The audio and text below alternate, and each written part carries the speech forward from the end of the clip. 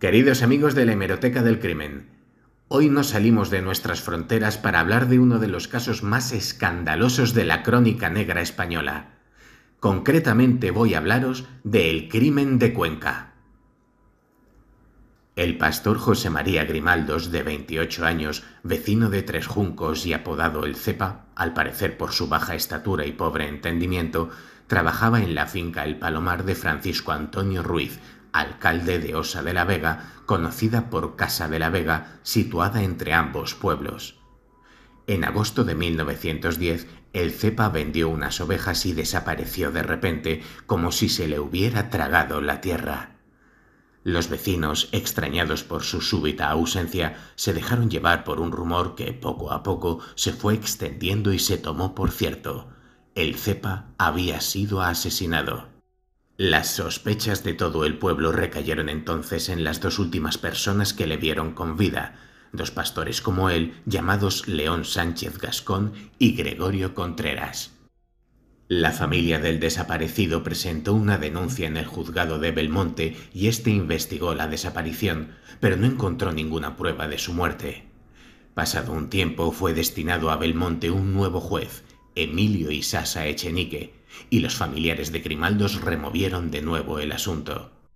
El juez recién llegado reabrió el caso, influido por la obsesión de un diputado conservador conquense contra los dos hombres señalados, a quienes consideraba responsables del voto favorable a la izquierda en su pueblo. En 1913 estos dos pastores, amigos y vecinos de Osa de la Vega, fueron detenidos por la Guardia Civil y acusados del asesinato de Grimaldos. Aunque negaron en todo momento haber cometido ningún crimen, agentes de la Benemérita les arrancaron con violencia una confesión en la que, finalmente, afirmaron haberle matado en la noche del 21 de agosto de 1910 con el propósito de robarle. Separados el uno del otro en diferentes celdas de la prisión de Belmonte, eran alimentados solo a base de bacalao sin desalar y privados de agua. Fueron sometidos a interrogatorios en los que recibieron palizas, fueron colgados en vilo por los genitales y les extrajeron dientes, uñas y vello facial con tenazas de herrar. Terminaron por confesar culpándose el uno al otro. Entre diversas versiones sobre el paradero del cuerpo, unas veces dijeron que lo habían quemado, otras enterrado en el cementerio, este nunca se halló, ante lo cual confesaron haberlo descuartizado, dando los pedazos a los cerdos y después haber machacado los huesos hasta pulverizarlos. Hasta la mujer de Gregorio acusó a su marido, creyendo que en efecto había cometido el crimen para salvarse de la cárcel y poder seguir atendiendo a sus hijos. La defunción del Cepa se inscribió en el registro civil de Osa de la Vega con fecha de 11 de noviembre de 1913, haciendo constar que la muerte se produjo entre las 8:30 o 9 de la noche del día 21 de agosto de 1910 en el Palomar de Virgen de la Vega, a consecuencia de haber sido asesinado por Gregorio Valero y León Sánchez. Una nota añadía: no ha podido ser identificado el cadáver por no haber sido hallado. Aunque no había cuerpo ni se habían encontrado restos del pastor desaparecido y pese a que los procesados negaron en el juicio sus anteriores declaraciones, se les consideró autores de un delito de homicidio. Los dos acusados fueron juzgados por un jurado popular de aquel entonces. La labor de la defensa consistió en limitarse a evitar la pena de muerte por garrote vil vigente en esos días. Ambos dieron muerte a José María Grimaldos en acción conjunta y provistos de garrote y cuchillo, resolvió el jurado tras apenas media hora de deliberación. Los acusados fueron condenados por la Audiencia Provincial de Cuenca en mayo de 1918 a 18 años de cárcel. Gregorio Valero fue internado en la prisión de San Miguel de Valencia y León Sánchez a la central de Cartagena. Los dos cumplieron sus condenas, aunque, gracias a algunos indultos, salieron en libertad en julio de 1924. Tras salir de prisión, comprobaron las dificultades de sus familias apartadas de la sociedad y tuvieron problemas para hallar trabajo por ser asesinos confesos y penados. Al cabo de 2 años llegó la tardía sorpresa. Grimaldos estaba vivo y bien vivo. El párroco del pueblo de Mira, en la misma provincia, envió una carta al cura de Tres Juncos, Pedro Rufo Martínez Enciso, uno de los mayores instigadores de la culpabilidad de los acusados, en la que pedía la partida de bautismo de José María Grimaldos porque éste iba a contraer matrimonio. El sacerdote se quedó asombrado. ¿No era Grimaldos el pastor asesinado y echado a los cerdos? ¿No habían pasado 2 hombres 12 años en presidio por su muerte? Pensó que debía tratarse de un error, pero pronto se confirmó que no lo era. El cepa vivía en Mira y se iba a casar. 2 hombres habían pasado 12 años en la cárcel por un delito que no cometieron porque no hubo delito alguno. El cura, aunque estupefacto, trató de ocultar la noticia durante meses por temor a un escándalo. Impaciente por el retraso de su matrimonio, Grimaldos decidió partir hacia Tres Juncos y se presentó sin más en el pueblo. Los vecinos no daban crédito al ver vivo a José María y todo el pueblo y sus alrededores se conmovieron ante la noticia. Entonces el juez de Belmonte intervino y ordenó detener al supuesto cepa. ¿Cómo no se enteró nada de lo que ocurría a Grimaldos? ¿Cómo nadie le dijo lo que pasaba? ¿Dónde estuvo durante todo ese tiempo? ¿Qué hizo? ¿Es posible no enterarse de que a uno lo consideran asesinado y de que 2 hombres habían ido a la cárcel por su muerte? Se preguntaba el diario El Liberal.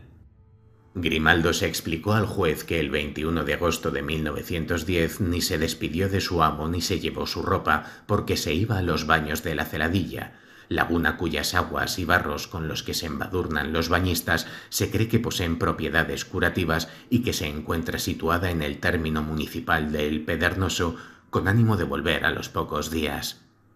Después decidió trasladarse a Camporrobles, en Valencia, donde siguió trabajando unos años como pastor o en la vendimia. Desconocía que León y Gregorio habían sido condenados por su muerte. Del primero aseguró que siempre fue bueno con él y del segundo que apenas lo había tratado. Manifestó además que había escrito una carta 7 u 8 años atrás a su hermana, pero no recibió respuesta. Lo sorprendente es que se sabe que esa carta llegó a su destino y nadie dijo nada. El tremendo error judicial y policial cometido levantó una fuerte polémica. Tras la indiscutible identificación del cepa, el asunto fue utilizado en la prensa opositora a la dictadura del general Primo de Rivera. El ministro de Gracia y Justicia del momento, Galo Ponte y Escartín, ordenó la revisión de la causa y mandó al fiscal del Tribunal Supremo interponer recurso de revisión contra la sentencia de la Audiencia de Cuenca. En dicha orden se anotaba que hay fundamentos suficientes para estimar que la confesión de los reos Valero y Sánchez, base esencial de sus condenas, fue arrancada mediante violencia continua e inusitada. Según el Tribunal Supremo, en vista del error de hecho que motivó la sentencia, se declara la nulidad de la misma por haberse castigado en ella delito que no se ha cometido, afirmándose así la inocencia de Gregorio Valero y León Sánchez. Tribunal Supremo, sentencia del juicio de revisión de 10 de julio de 1926. En un libro editado por el Alto Tribunal en 2014, en el que recordó este y otros procesos célebres seguidos en sus 200 años de historia, se indica que el Supremo interpretó de forma flexible por primera vez este recurso. Aunque para interponerlo los condenados debían estar en la cárcel, señaló en su sentencia que repugnaba a la conciencia negar al que cumplió una condena injusta la íntima satisfacción de verse rehabilitado. En un proceso fallado con error evidente, la revisión es más humana, más necesaria y más conforme a los fines sociales y de justicia.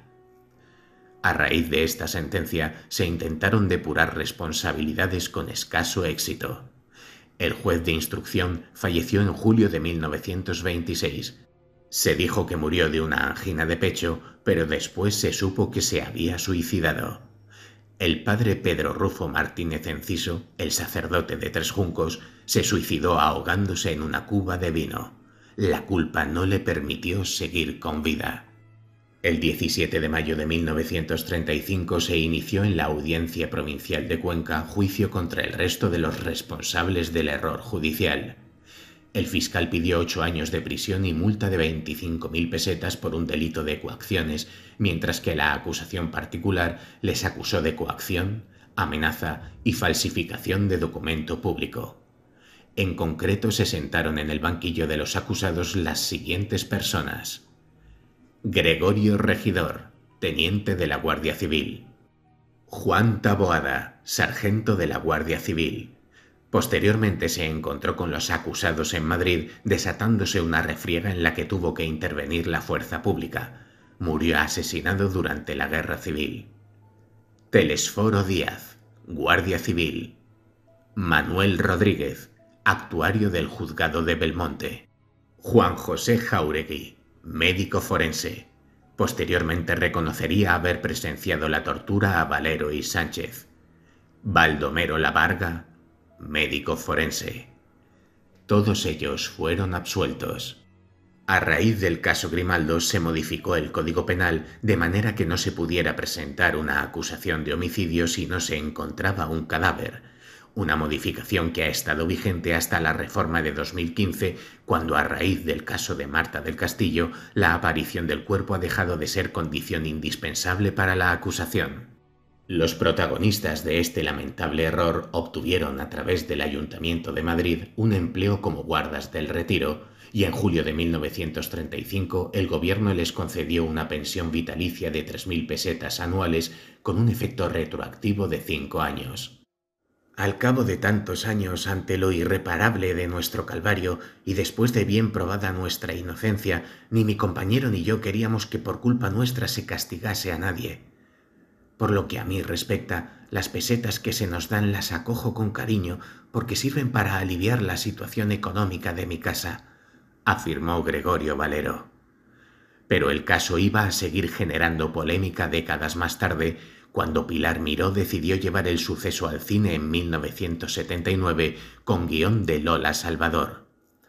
Su película, El crimen de Cuenca, interpretada entre otros por Daniel Dicenta, José Manuel Cervino, Guillermo Montesinos y Héctor Alterio, fue la única prohibida durante la democracia. Efectivamente, el 31 de enero de 1980 se ordenó la retirada del film en virtud del artículo 317 del Código de Justicia Militar y el 816 de la Ley de Enjuiciamiento Criminal, y la película no pudo estrenarse con gran éxito hasta 1981. Pilar Miró fue también objeto de un proceso militar que acabó siendo civil y se sobreseyó. El crimen de Cuenca en la cultura popular. Además de la mencionada película de Pilar Miró, sobre estos hechos auténticos, el escritor Alicio García-Toral, gobernador civil de Cuenca cuando ocurrieron, escribió su novela social El crimen de Cuenca, 1932, reeditada con prólogo y edición de José Esteban en 1981. Algo después, el famoso escritor Ramón J. Sender escribe la novela El lugar de un hombre, en 1939, en la que además de las torturas denunciaba las redes caciquiles. El escritor conquense Luis Esteso y López de Haro, natural de San Clemente, le dedicó unas coplas bajo el título El crimen de Cuenca, que editó en una de las numerosas recopilaciones de sus escritos. El matemático Carlos Maza Gómez estudia también el caso en su libro Crímenes de 1926. Hasta aquí hemos llegado, queridos amigos, con el crimen de Cuenca. Un suceso terrible porque la injusticia cometida contra los dos falsos culpables fue, desde mi punto de vista, irreparable, por mucho que después se les indemnizase y se les diese un trabajo. 12 años en la cárcel son demasiados años por un asesinato que no es que no cometiesen ellos, es que ni siquiera se cometió. Así pues, queridos amigos, hoy me es imposible catalogar de monstruo a nadie, aunque quizás sí que fue monstruoso el error que se cometió con estos dos pobres hombres. Repito que tamaña injusticia, desde mi punto de vista, no tiene ningún tipo de compensación ni de reparación. Y es que debemos estar muy seguros de sobre quién y por qué motivos vertimos ciertas acusaciones, y que siempre debe imperar el principio en el derecho penal de indubio pro reo.